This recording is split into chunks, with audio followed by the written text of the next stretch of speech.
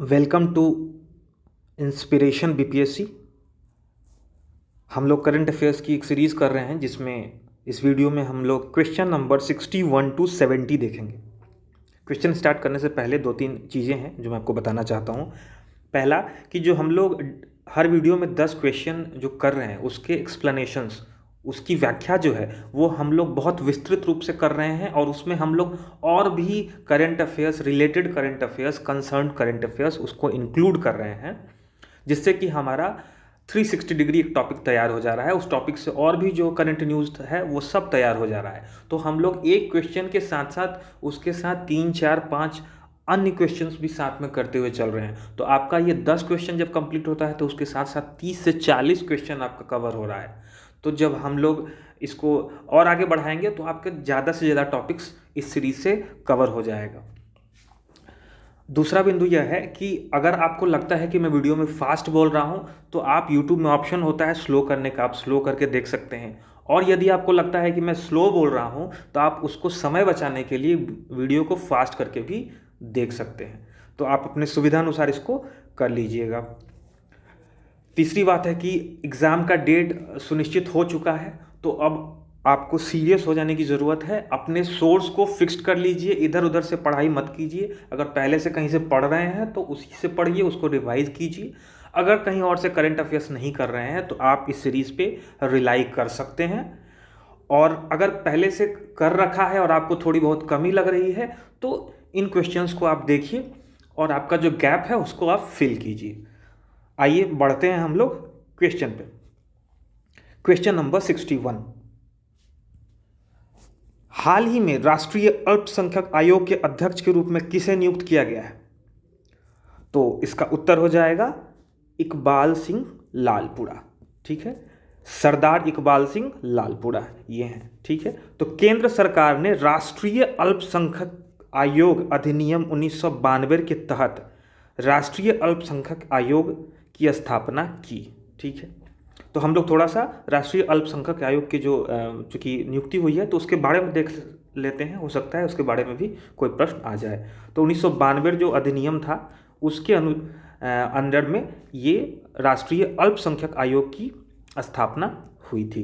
तो ये एक स्टेचुअरी बॉडी है, मतलब ये एक कॉन्स्टिट्यूशनल बॉडी नहीं है, संवैधानिक बॉडी नहीं है। यानी संविधान में इसका नहीं कहीं लिखा हुआ है कि अल्पसंख्यक आयोग बनेगा, बल्कि ये एक लॉ के द्वारा लाया गया है। अब आगे देखते हैं। 6 धार्मिक समुदाय अर्थात मुस्लिम, ईसाई, सिख, बौद्ध, पारसी और जैन को पूरे भारत में केंद्र सरकार द्वारा भारत के राजपत्र में अल्पसंख्यक समुदाय के रूप में अधिसूचित किया गया है। यानी कि कितने माइनॉरिटी हैं, अल्पसंख्यक है भारत में केंद्र सरकार के द्वारा जो अधिसूचित किया गया है? 6 हैं। अगला पॉइंट है 2001 की जनगणना के अनुसार इन 6 समुदायों में देश की 18.8% आबादी शामिल है। यानी कि पूछ सकता है कि माइनॉरिटी कितने परसेंट हैं इंडिया में, कितने परसेंट है माइनॉरिटी? तो 18.8%। ठीक है, अगला पॉइंट है आयोग में 7 सदस्य होते हैं जिन्हें केंद्र सरकार द्वारा 3 साल के कार्यकाल के लिए नामित किया जाता है। देखिए इसमें 2-3 पॉइंट्स हैं। एक तो आयोग में कितने सदस्य होते हैं? 7 होते हैं। और इन्हें कौन नामित करता है, नियुक्त करता है? केंद्र सरकार करता है। ये भी आप ध्यान में रखिएगा। कितने साल के लिए? तो 3 साल के लिए। अगला पॉइंट है अल्पसंख्यक अधिकार दिवस हर साल 18 दिसंबर को मनाया जाता है। ये भी आप ध्यान में रखेंगे, 18 दिसंबर। आगे के पॉइंट हम लोग देख लेते हैं कि अल्पसंख्यकों के लिए कौन कौन से मौलिक अधिकार मिले हैं। तो यहाँ से आपका थोड़ा सा स्टैटिक पोर्शन भी, स्टैटिक जीके भी थोड़ा सा मैं कोशिश कर रहा हूँ कि कवर होता रहे। ठीक है, तो अनुच्छेद देखते हैं कि कौन कौन से मौलिक अधिकार हैं अल्पसंख्यकों के लिए। तो अनुच्छेद 15 है। अनुच्छेद 15 क्या कहता है कि धर्म, जाति, लिंग या जन्म स्थान के आधार पर भेदभाव का निषेध। मतलब इनके आधार पर किसी में भेदभाव नहीं होगा, मतलब कि धर्म के आधार पर भी भेदभाव नहीं होगा। अनुच्छेद 16 क्या कहता है? सार्वजनिक रोजगार के मामलों में अवसर की समानता, मतलब सबको पब्लिक जो नौकरियां हैं उसमें समान रोजगार मिले, समान अवसर मिलेंगे। ठीक है, तो 16 का जो 2 है ना, उसमें वही बात लिखी गई है कि जाति, लिंग या धर्म के आधार पर किसी में भेदभाव नहीं किया जाएगा सार्वजनिक रोजगार के मामलों में।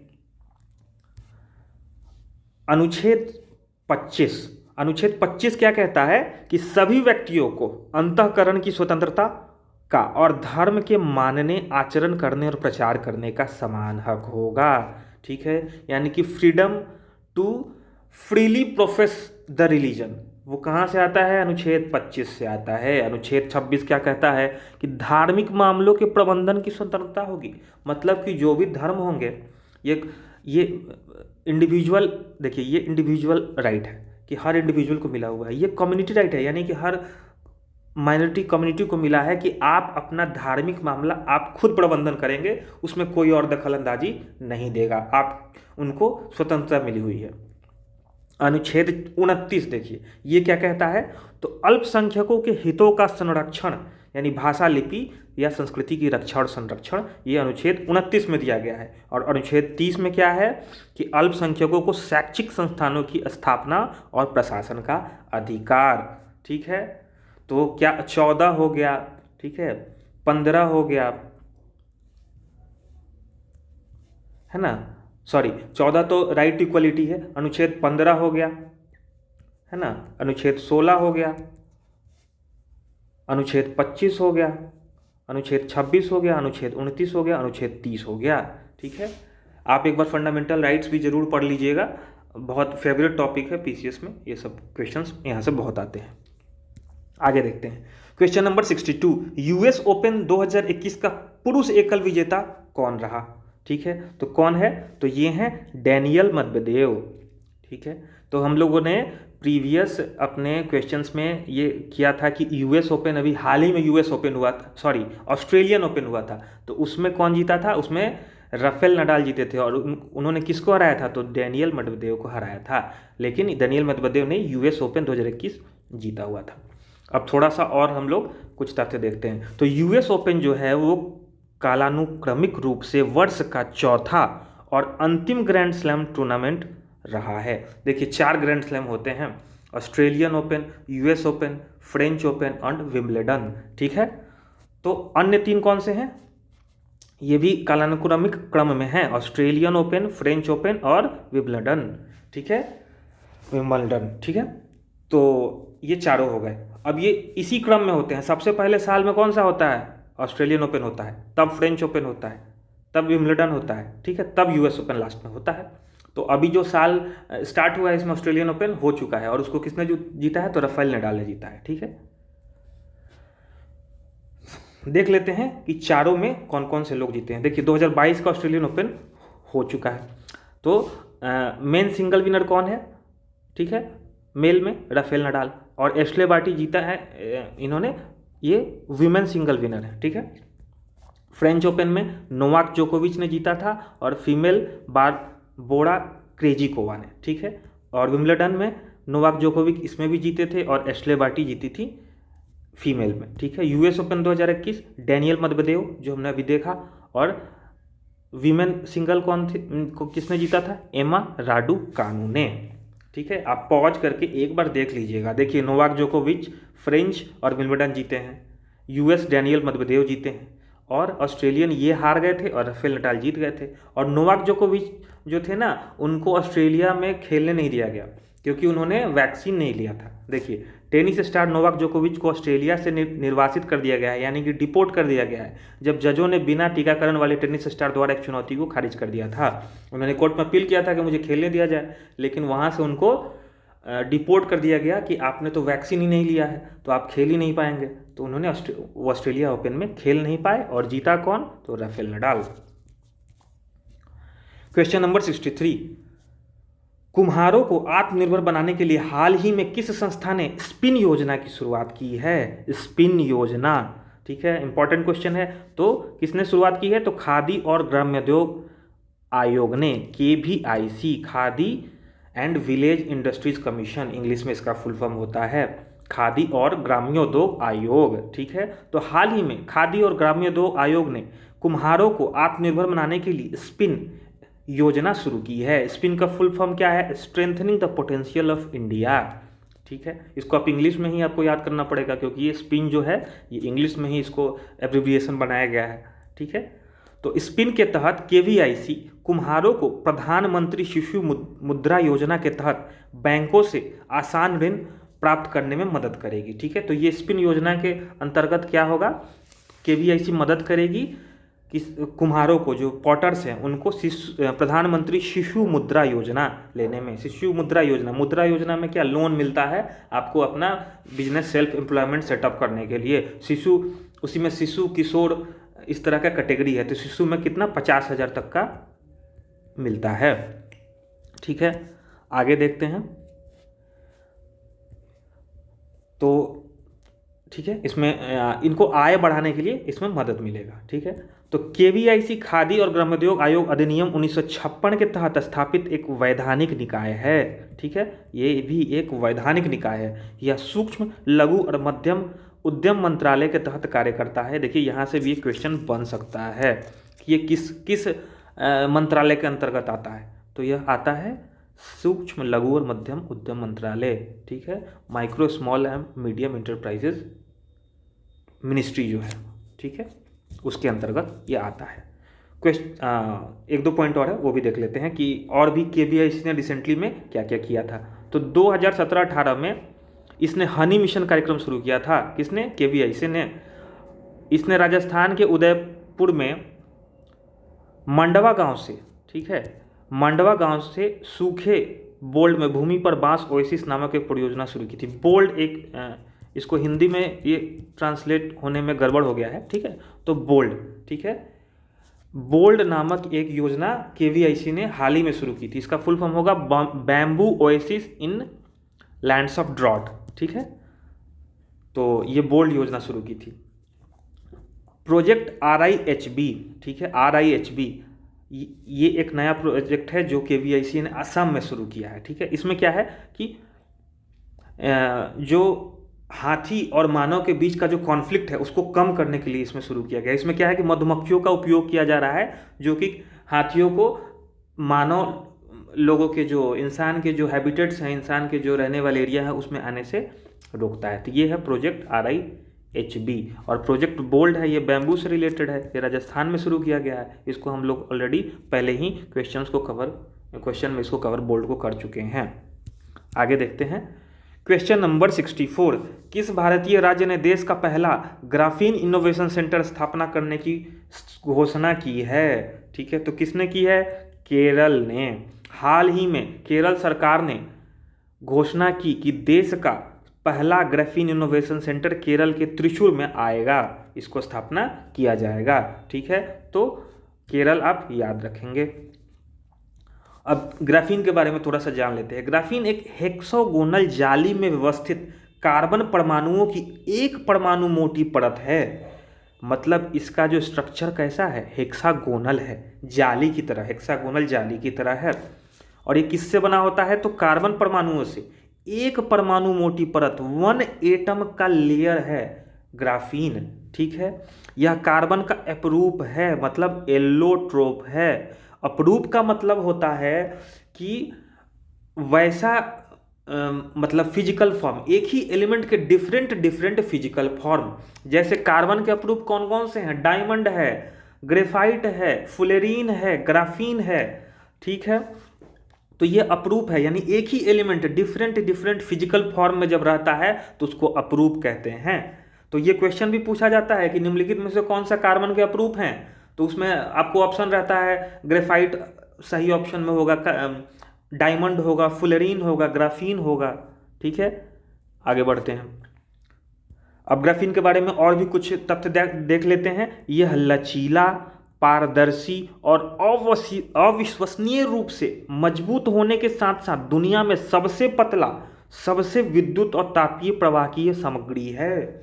मतलब बहुत ही लचीला होता है, पारदर्शी होता है और बहुत ही मजबूत होता है, और दुनिया का सबसे पतला, थिनेस्ट और सबसे ज़्यादा इलेक्ट्रिक और हीट कंडक्शन करता है, इसलिए ये क्वेश्चन यहाँ से पूछा जा सकता है। ग्राफीन पे एक क्वेश्चन बन सकता है, जनरल साइंस का क्वेश्चन, ठीक है। नेक्स्ट पॉइंट है, ग्राफीन को इसके इलेक्ट्रॉनिक और विद्युत गुणों के लिए आश्चर्यजनक सामग्री के रूप में संबोधित किया जाता है। इसको वंडर एलिमेंट बोलते हैं, यानी ठीक है ग्राफीन को, क्योंकि देख रहे हैं कितने ही इसके प्रॉपर्टीज़ हैं। इसका उपयोग देख लेते हैं। इसका उपयोग टेनिस रैकेट बनाने के लिए किया जाता है। और उपयोग क्या है, स्नेहक यानी कि लुब्रिकेंट्स, पेंट, कार्यात्मक तरल पदार्थ, बैटरी, कोटिंग्स, तेल, कैपेसिटर, डिस्प्ले सामग्री और सौर सेल में भी किया जाता है, ठीक है। आपको लग रहा होगा कि मैं फास्ट बोल रहा हूं, तो आप वीडियो को स्लो करके देख लीजिएगा। और जब अगर दोबारा से आपको वीडियो देखना हो या पहली बार में ही आपको फास्ट देखना हो, तो वीडियो का फास्ट कर लीजिएगा। यूट्यूब में दोनों ही ऑप्शन होते हैं। देखते हैं क्वेश्चन नंबर 65। हाल ही में कॉम्पिटिटिव एक्ट 2022 खबरों में था, इसका संबंध किस देश से है?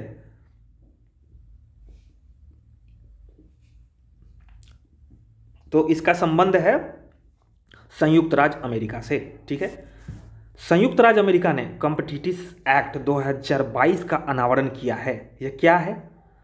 तो जो एक नए स्टार्टअप के साथ दुनिया भर के प्रतिभाशाली व्यक्तियों के लिए नए अवसर खोलने का प्रस्ताव करता है। मतलब इस एक्ट में कुछ इस तरह के प्रावधान है जिससे कि दुनिया में बाकी जगह जो लोग टैलेंटेड लोग हैं ना, उनको अमेरिका अपने देश बुलाना चाहता है, ठीक है। वहाँ पे ये लोग जाएंगे, अपना स्टार्टअप खोलेंगे, तो उन सब चीज़ों के लिए एक्ट लाया गया है जिससे उन लोगों को सुविधाएं प्राप्त की जाए, ऐसे लोगों को, ठीक है। इसका मतलब यह होगा कि अमेरिका में भारतीय प्रतिभाओं और कुशल श्रमिकों के लिए अधिक अवसर होंगे। मतलब ये इंडिया के लिए अच्छा है, क्योंकि इंडिया से बहुत सारे लोग अमेरिका जाते हैं और वहाँ पे बहुत उन्नति भी करते हैं, बहुत सफल भी होते हैं, ठीक है। आगे देखते हैं। हाल ही में यूएस इंडिया स्ट्रेटेजिक, देखिए कुछ और यूएस से रिलेटेड करंट न्यूज़ है, वो भी हम लोग यहाँ पे देख लेंगे। हम लोग यही फॉर्मेट यूज़ कर रहे हैं क्योंकि हम लोगों को बहुत ज़्यादा से ज़्यादा करंट कवर करना है, पूरा करंट कवर करना है। हम लोग को कुछ भी नहीं छोड़ के जाना है। बीपीएससी 67वीं में हम लोग करंट का एक सवाल भी नहीं छोड़ेंगे, ठीक है। चलिए करते हैं। तो हाल ही में US India strategic clean energy partnership SCEP को अमेरिकी ऊर्जा मंत्रालय के साथ पेट्रोलियम और प्राकृतिक गैस मंत्रालय की मंत्री स्तरीय बैठक के दौरान लॉन्च किया गया। मतलब इंडिया का जो पेट्रोलियम और प्राकृतिक गैस मंत्रालय था और अमेरिका का ऊर्जा मंत्रालय, इस दोनों के बीच US India strategic clean energy partnership launch हुआ, ठीक है। SCEP को 2021 में पहले आयोजित जलवायु पर नेताओं के शिखर सम्मेलन में दोनों देशों द्वारा घोषित अमेरिका भारत जलवायु और स्वच्छ ऊर्जा एजेंडा 2030 से तारीख के अनुसार लॉन्च किया गया था, ठीक है। ये थोड़ा सा कंफ्यूजिंग है, मैं आपको समझा दे रहा हूँ, ठीक है। देखिए 2021 में अमेरिका भारत जलवायु एक शिखर सम्मेलन हुआ था, ठीक है। उसी में यह जो US India strategic clean energy partnership का स्टार्टिंग हुआ था, ठीक है। तो मोटे मोटे तौर पे आप याद रखिएगा कि अगर क्वेश्चन पूछेगा तो इस तरीके से पूछ सकता है कि हाल ही में strategic clean energy partnership India का किस देश के साथ हुआ? तो यूएस के साथ, ठीक है। तो मोटे तौर पे आपको यहाँ से एक क्वेश्चन बन सकता है, ठीक है। आगे देखते हैं। अब कुछ और न्यूज़ है।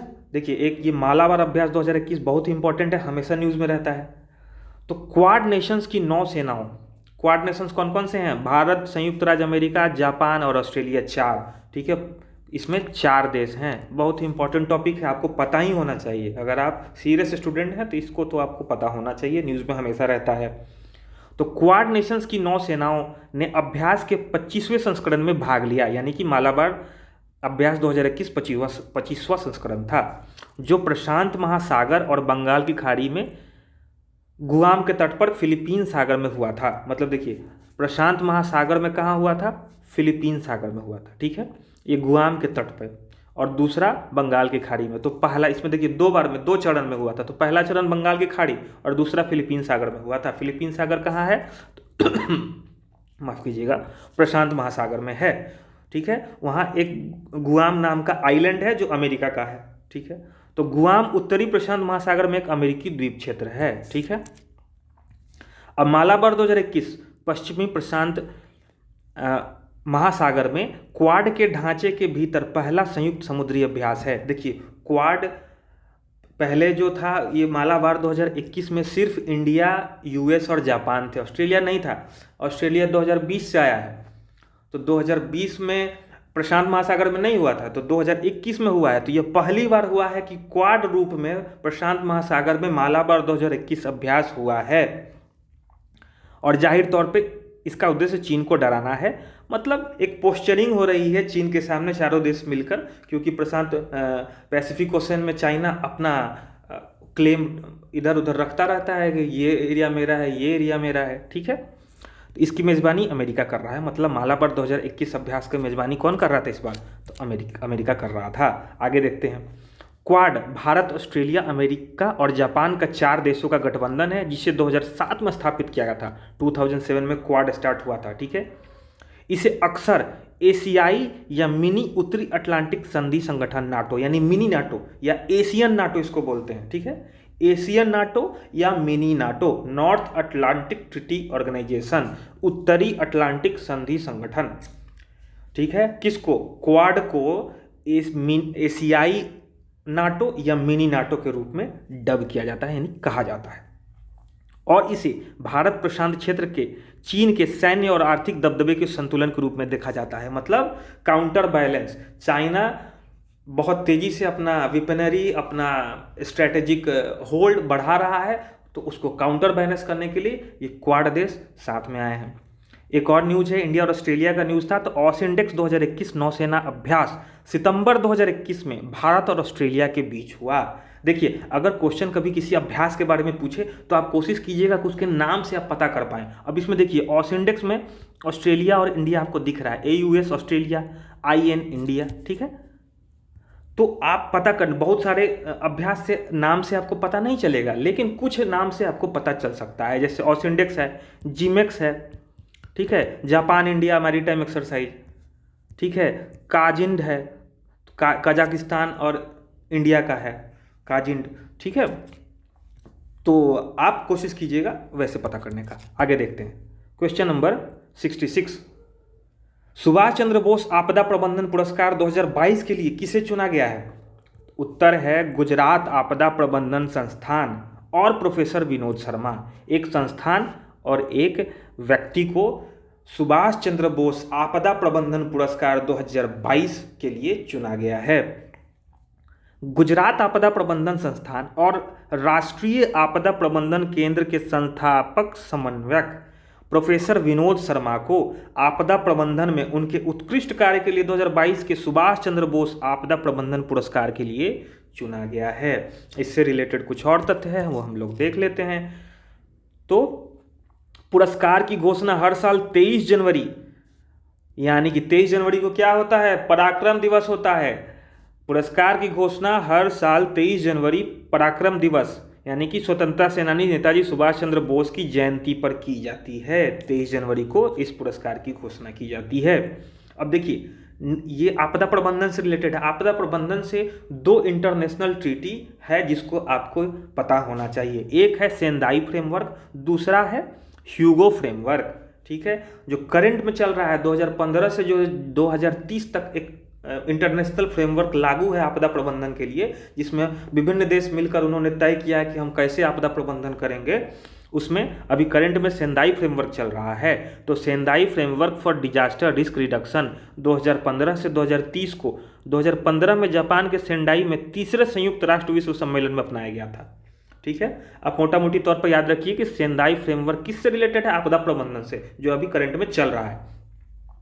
Sendai framework Hugo framework for action, यानी कि 2005 से 15 का उत्तराधिकारी है। यानी कि 2005 से 15 चला ह्यूगो फ्रेमवर्क और उसके बाद आ गया है सेंदाई फ्रेमवर्क। ये दोनों ही आपदा प्रबंधन से रिलेटेड हैं। क्वेश्चन नंबर 67, आकांक्षी जिलों को निःशुल्क शिक्षा प्रदान करने के लिए नीति आयोग ने किसके साथ भागीदारी की है? इंपॉर्टेंट क्वेश्चन है, तो इसका उत्तर हो जाएगा बायजूस के साथ। ये कोचिंग है जो ऑनलाइन कोचिंग कराते हैं, बहुत बड़ा संस्थान है, ठीक है। तो बायजूस के साथ नीति आयोग ने मिलकर आकांक्षी जिलों को निःशुल्क शिक्षा प्रदान करने के लिए भागीदारी की है। ठीक है, अब हम लोग देख लेते हैं कि आकांक्षी जिलों के बारे में कुछ तथ्य देख लेते हैं जो हमारे एग्जाम व्यू पॉइंट से इंपॉर्टेंट है। तो नीति आयोग ने 112 आकांक्षी जिलों में मुफ्त शिक्षा के लिए बायजू के साथ भागीदारी की है। अभी 112 नहीं, जब स्टार्ट हुआ था तो 112 था, अभी 117 हो गया है। ठीक है, तो क्वेश्चन पूछ सकता है कि कितने आकांक्षी जिले हैं इंडिया में, तो 117 हैं। कितने हैं? 117। एस्पिरेशनल डिस्ट्रिक्ट प्रोग्राम, ये वही प्रोग्राम है जिसमें एस्पिरेशनल डिस्ट्रिक्ट्स को विभिन्न तरह से उनको हेल्प किया जाता है विकास के लिए। ठीक है, तो जनवरी 2018 में माननीय पीएम द्वारा लॉन्च किया गया कौन सा? Aspirational district programme.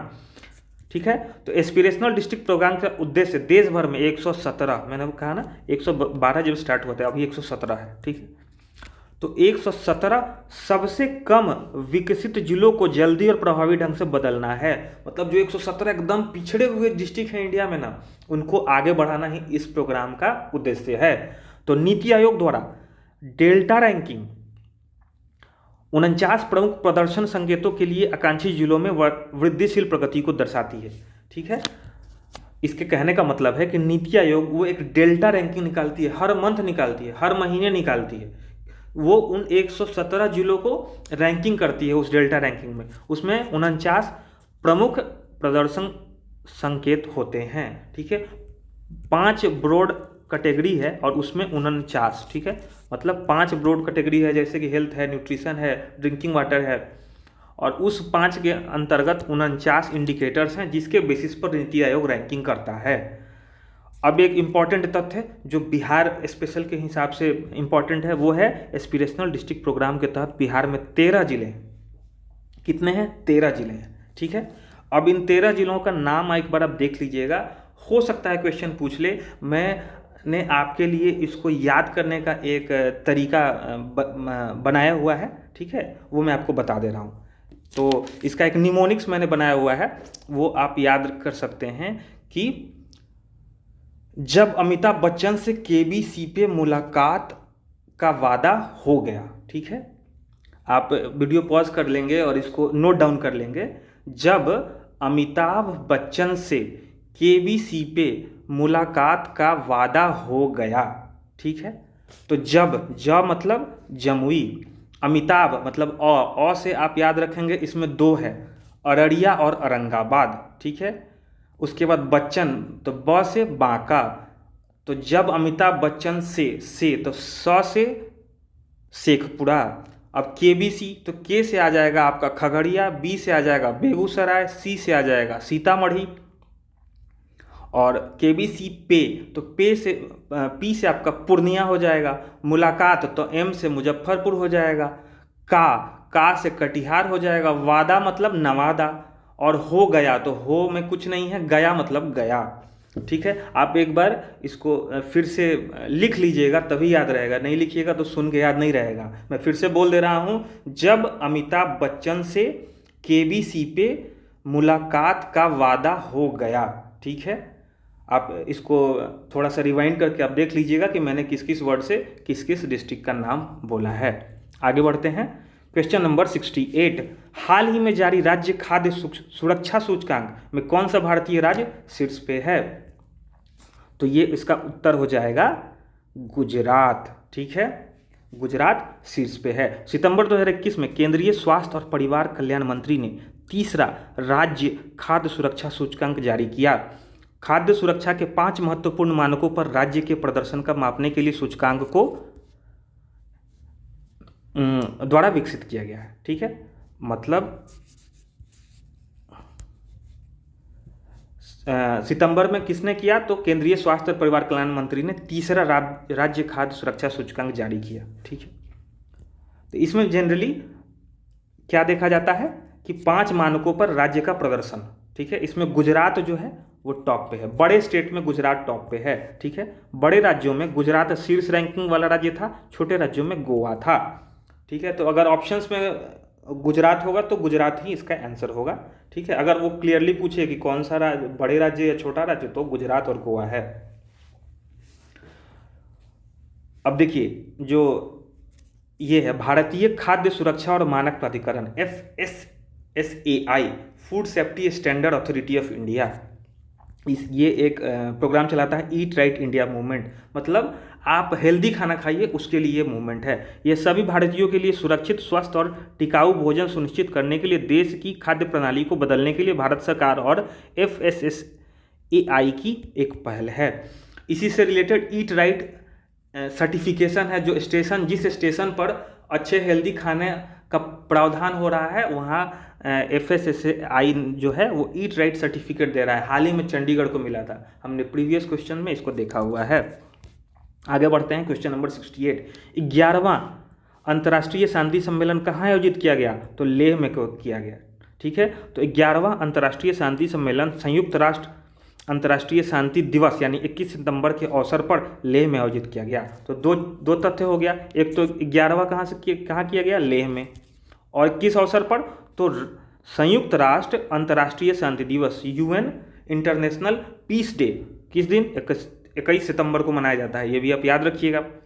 तो लेह में किया गया। इस अवसर पर भिक्खु संघ सेना को APJ अब्दुल कलाम विश्व शांति पुरस्कार 2021 से सम्मानित किया गया। ये भी एक क्वेश्चन है, क्वेश्चन डायरेक्टली पूछ लेगा कि APJ अब्दुल कलाम विश्व शांति पुरस्कार 2021 से किसे सम्मानित किया गया? तो भिक्खु संघ सेना को। किसे? भिक्खु संघ सेना को। आगे देख लेते हैं थोड़ा सा लेह के बारे में। तो लेह केंद्र शासित प्रदेश लद्दाख की राजधानी है। ठीक है, लेह को पैंगोंग झील से जोड़ने वाली सड़क का उद्घाटन अगस्त 2021 में किया गया था, जो दुनिया का सबसे ऊंचा मोटर मार्ग है। मतलब वर्ल्ड हाईएस्ट मोटरेबल रोड है ये। कौन सा? जो लेह को पैंगोंग लेक से जोड़ता है। और लेह जो है केंद्र शासित प्रदेश लद्दाख की राजधानी है। और लद्दाख प्रशासन ने अगस्त 2021 में सभी भारतीय नागरिकों के लिए इनर लाइन परमिट की आवश्यकता को हटा दिया था। इनर लाइन परमिट क्या है?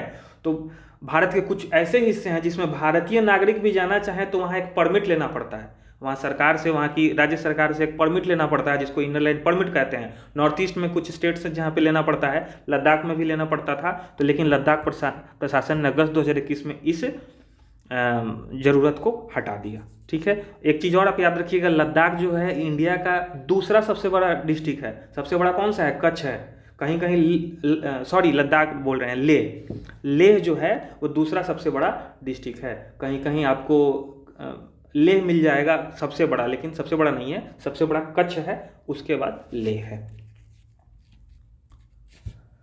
Question number 70। ठीक है, विश्व का सबसे बड़ा सौर ऊर्जा संयंत्र किस भारतीय राज्य में स्थापित किया जा रहा है? यानी कि विश्व का सबसे बड़ा सोलर पावर प्लांट। तो उत्तर हो जाएगा मध्य प्रदेश। मध्य प्रदेश में नर्मदा नदी पर ओंकारेश्वर बांध पर 600 मेगावाट क्षमता वाला दुनिया का सबसे बड़ा सौर ऊर्जा संयंत्र स्थापित किया जा रहा है। 3000 करोड़ रुपए की लागत वाली इस परियोजना से 2022-23 तक बिजली उत्पादन शुरू होने की उम्मीद है। मतलब कि सबसे बड़ा मध्य प्रदेश में स्थापित किया जा रहा है, 22-23 तक यह स्थापित हो जाएगा। यह विश्व का सबसे बड़ा सोलर पावर प्लांट होगा। ठीक है, मध्य प्रदेश से एक और न्यूज हम लोग पहले कवर कर चुके हैं, रिवाइज कर लेते हैं। भारतीय भूवैज्ञानिक सर्वेक्षण ने मध्य प्रदेश में नर्मदा नदी के तट पर लम्हेटा गांव में भारत का पहला भू पार्क स्थापित करने की मंजूरी दे दी है। ठीक है, तो धन्यवाद। हम लोगों ने आज के 10 क्वेश्चंस खत्म किए। तो आप ये देख रहे होंगे कि 10 क्वेश्चंस में हम लोग सिर्फ 10 ही क्वेश्चन नहीं कर रहे हैं, ढेर सारे तथ्य कर रहे हैं। तो हमारा मकसद क्या है? हमारा मकसद है कि करंट अफेयर्स का क्वेश्चन नहीं छूटे। और मेरा पूर्ण विश्वास है कि अगर आप इस सीरीज़ को फॉलो करेंगे तो नहीं छूटेगा। हमारी कोशिश यही रहेगी। देखिए 100% तो कहीं से नहीं हो सकता, लेकिन अगर हम लोगों ने 90%, 95% भी अगर क्वेश्चंस वहाँ पे कर दिया तो आपको 30 से 40 क्वेश्चन करंट अफेयर्स में आता है। आपका PT कहीं से नहीं रुकेगा। Thank you, see you in next video.